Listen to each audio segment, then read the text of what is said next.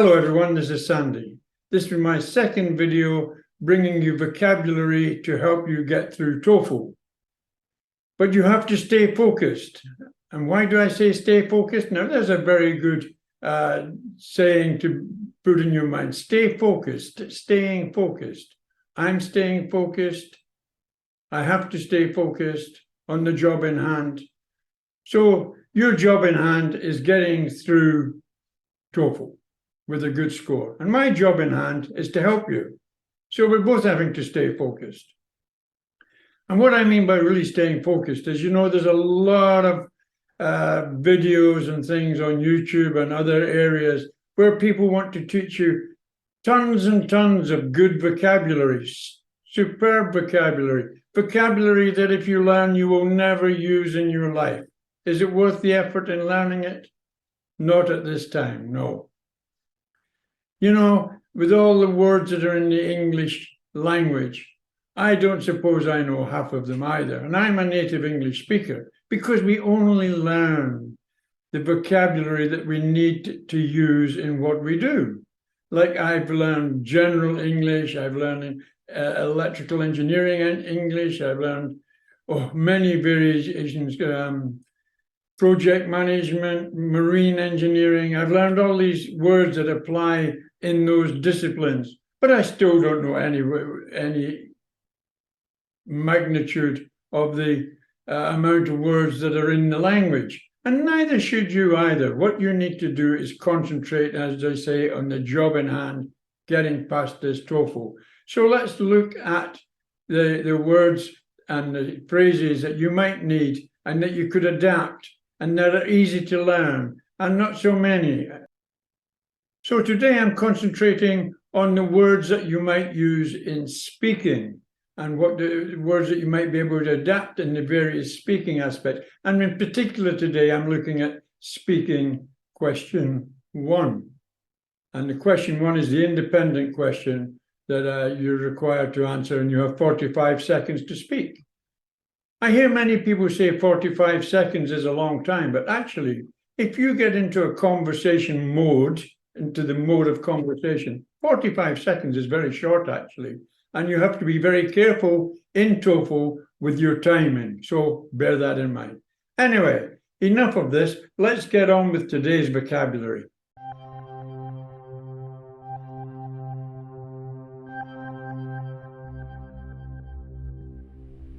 Okay, folks, so what we're going to do here is we're going to practice our vocabulary and the suggestions of vocabulary that I've got for you. But we're going to do it with the speaking aspect of TOEFL in mind. And of course, this will also come onto the writing aspect as well. But what we'll do is we'll pick out particular questions and we'll use the vocabulary that you might think about and you might have practiced and you might have adapted to being able to answer the various questions in the TOEFL speaking. So today we're going to use the independent question, which is task 1 in the speaking, and it means that you've got 15 seconds to think about what you're going to say, and then you've got to speak for 45 seconds. You might think 45 seconds is a long time, but it's not. And if you've already practiced all the suggestions I'm going to make to you, and you understand them and you can adapt them easily, then 45 seconds will go very fast. And then you could have a problem because you've got to keep your eye on the clock and make sure you don't run over, you don't speak too much. So if you're practicing your questions, you will get very used to how long approximately 45 seconds is. This is the way I do it with my students. And once they've done a couple of practice tests with me, then they know roughly how long they got to be speaking for, and they know to be watching the clock. And as they approach the 45-second mark, they can either slow down a little bit or speed up a little bit, so they finish just about spot on time. So in the question that we're doing, the independent question, there's 3 aspects that they can ask you about. They can ask about your personal preference and your opinion, or they can give you a statement and they can ask if you agree or you disagree.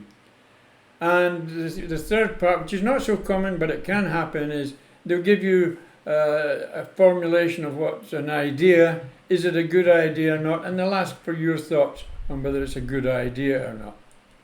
When you're giving the answer, you have to sound confident. Yeah, you'll be confident.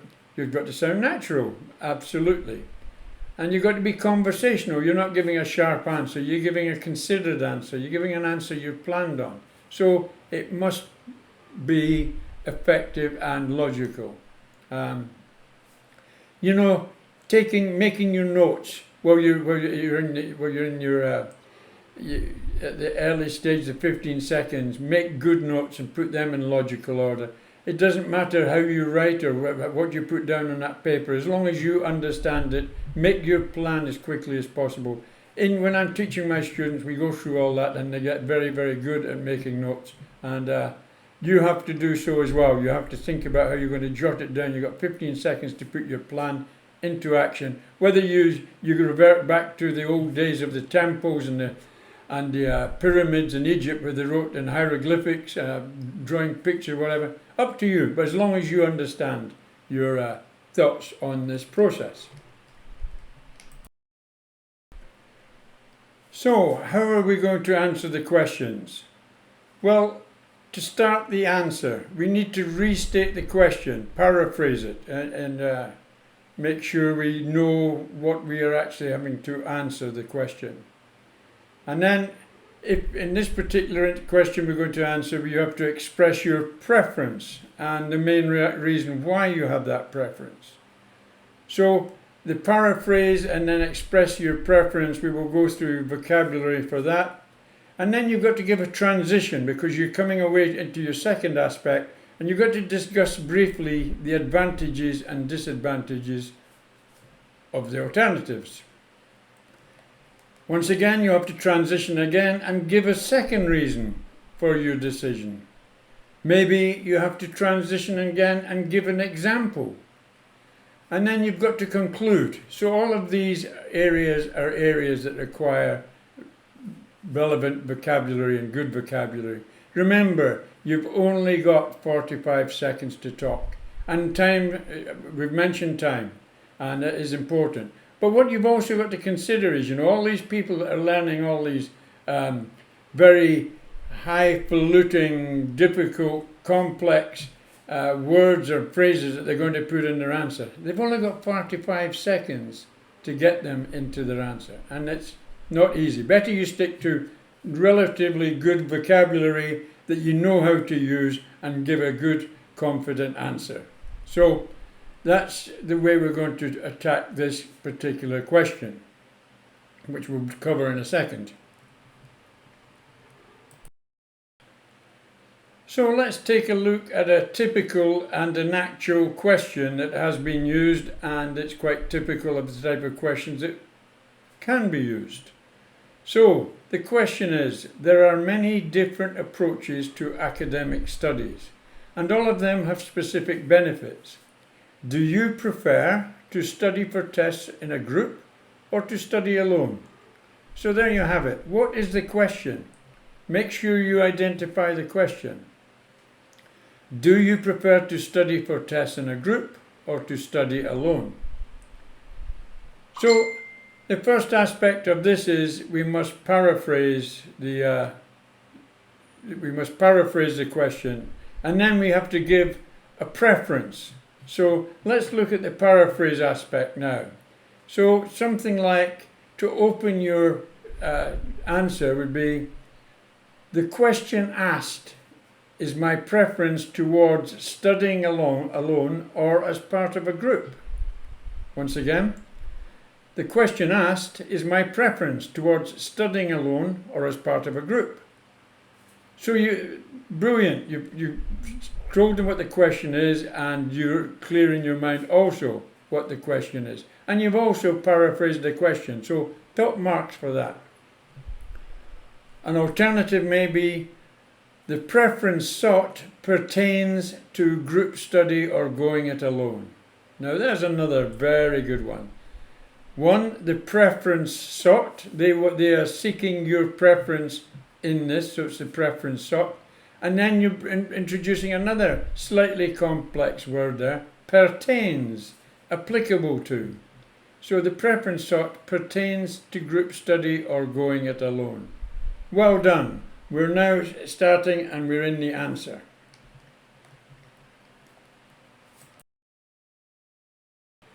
So now we're going to give our preference. Very easy, some very nice vocabulary here. The very obvious one is you can start with I prefer, but please don't. It's too simple. Many people start with that. Show a little bit more of a shine. Show a little bit more sophistication. I think I would rather, or I would rather. I think I would rather, or I would rather. My preference is, or in this particular case, with regards to studying along, my preference would be, with regards to studying alone or as part of a group, I see advantages for both aspects. So I have no distinct preference. Now then, let me tell you a very short story here. This was one of the questions that I practiced with before with one of my students, and it actually got this question, or very similar, on the day. And it was something where they gave her two options, and both options actually were good for her. And she actually used this idea here. But it nearly got her into trouble for that same old chestnut. Same old chestnut? Do you know what that is? That's an idiom. Same old chestnut. The idiom is the chestnut is a nut that falls from trees, chestnut trees.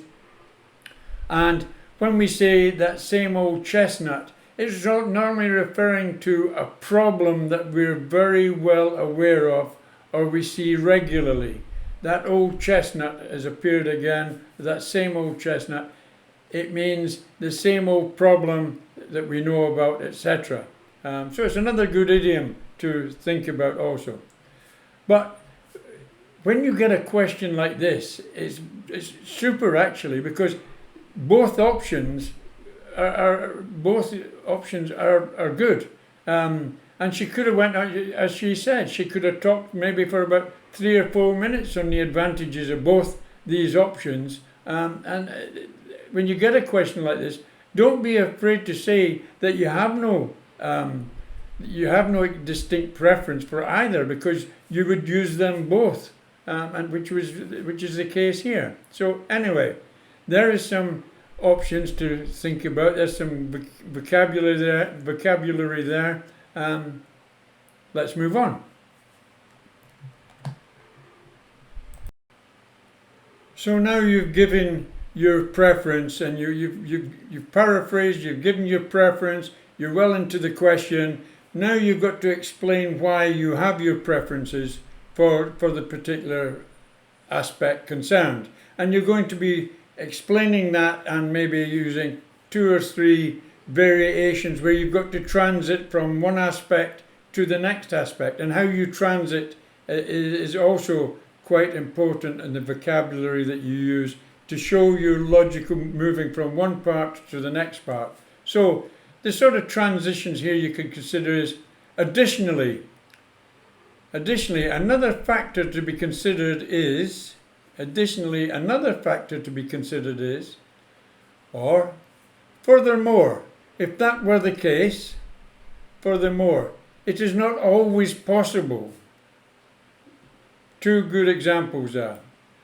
Another one, moreover. That's a very good one. Moreover, having the advantage of hindsight, or moreover, having known what would happen. Another good transition. These simple transitions can be used in everyday speech. And the more you practice them and the more you get comfortable with them, the better you're going to be sounding all the time. So where are we now? You've paraphrased the question, you've given your preference, you've explained why you've got that preference, and now you've got to wind your answer up. You've got to conclude your answer.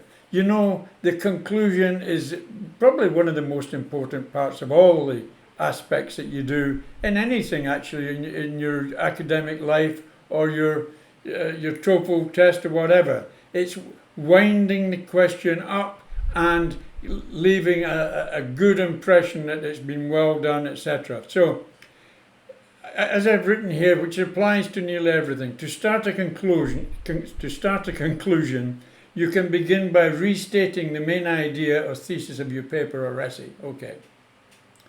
Then summarize the key points you made through the body of your work, and after that you can include a final thought or call to action. Not really that case in these short answers that you're giving in TOEFL. It's important to leave a lasting impression, so make sure your conclusion is clear and concise. So in this conclusion, all you're going to be doing is restating what the question was. It was to gain your preference for group study or lone study. So you would start with, in conclusion, here's several here now, make a note of these, they're important. In conclusion, in a nutshell. Now, in a nutshell, that's an excellent way to start, you know, because that's an idiom.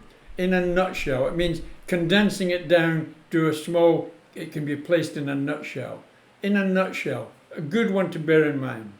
In brief, similar, but not as good as in a nutshell.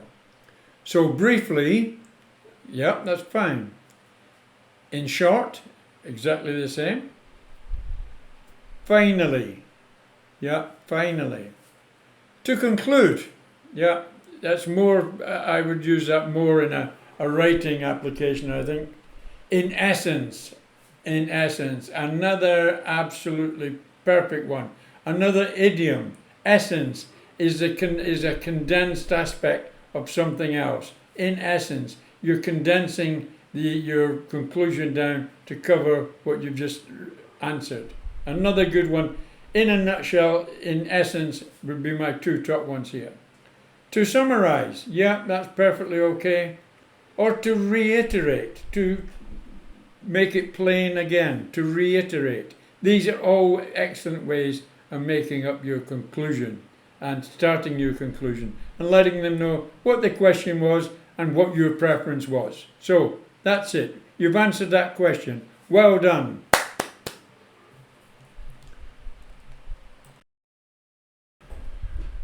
Finally, just as a matter of interest for those that would like to know, how would I actually answer that question, or how would I teach students to answer this question? This would be a typical stab in the dark at this question. Stab in the dark, another very good idiom, doing something that you're not really sure is right. But anyway, here we go. This question is seeking my preference on studying alone or as part of a group. Giving this some consideration, I find it really difficult to identify my preference for the following reason. Studying alone and studying in a group both have their advantages and disadvantages.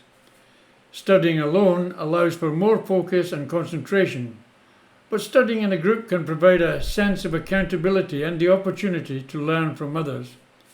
It really ultimately depends on the individual and what works best for them. From my perspective, both study options are important, and I would therefore opt to utilise both aspects for study. So there you are, folks. Another video and some more vocabulary for you to think about and to work on. What I would like you to do if you plan on using this is to write it down. Practice the pronunciation. Don't let your vocabulary be let down by poor pronunciation. Record yourself and listen to it. Does it sound okay? Make sure you check, because some people do let themselves down through poor pronunciation. That's the second of the videos on my vocabulary. And if you're working towards TOEFL, I'm going to be bringing out a whole series of videos in the next very close period about the various aspects and many hints and topics and tips and pushes to get you through the TOEFL with a good score. Please consider subscribing to my channel. liking my channel, ringing the bell, and please share it with your friends, etc. Share it with other people that are working, because I would like to try and help as many people as I possibly could. So, thank you again for watching. Take care. See you next video. Bye for now.